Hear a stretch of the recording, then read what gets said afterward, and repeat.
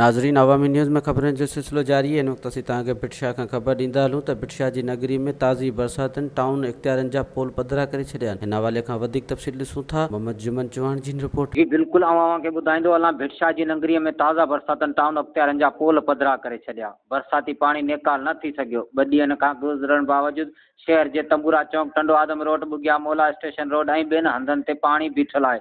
शेख मोला, पीर मोला समेत अक्सर रोडनि ते रस्तनि तां टाउन इंतज़ामिया बरसाती पाणी निकाल करण में नाकाम थी वई।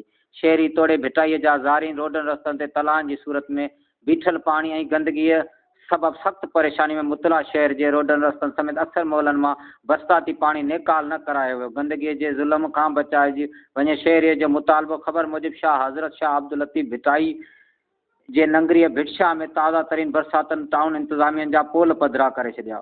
बरसात बाद 2 ॾींहं गुज़रे वञण बावजूदि टाउन इख्तियारनि शहरनि जे रोडनि रस्तनि ऐं मॉलनि मां बरसाती पाणी निकाल करण में नाकाम थी विया आहिनि।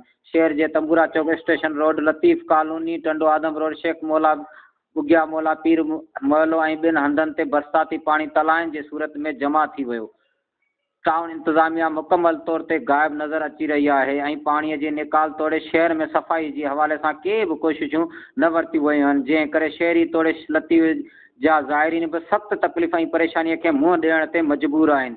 अक्सर शहरी तोड़े स्कूल ॿारड़ा बि रोडनि ते गंदगीअ बरसात सबबु घरनि ताईं महदूद बणिजी विया आहिनि ऐं शहरीअ जी रोड रस्तनि ऐं मॉलनि जी घिटियुनि मां हलण लाइ रस्तो बि न बचियो आहे। भिटशा जी नगरी हल्की बरसात सबबु शहर में गंदगी ऐं पाणी तलाउ जी सूरत में जमा थी वियो।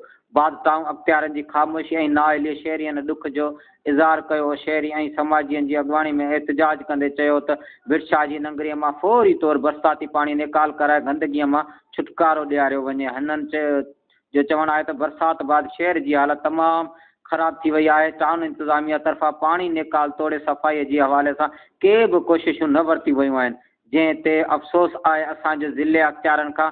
पर ज़ोर मुतालबो आहे त फौरी तौरु शाह लतीफ़ जी नगरीअ मां बरसाती पाणी निकाल कराए शहरी ऐं पांधड़ियुनि खे तकलीफ़ खां बचायो वञे।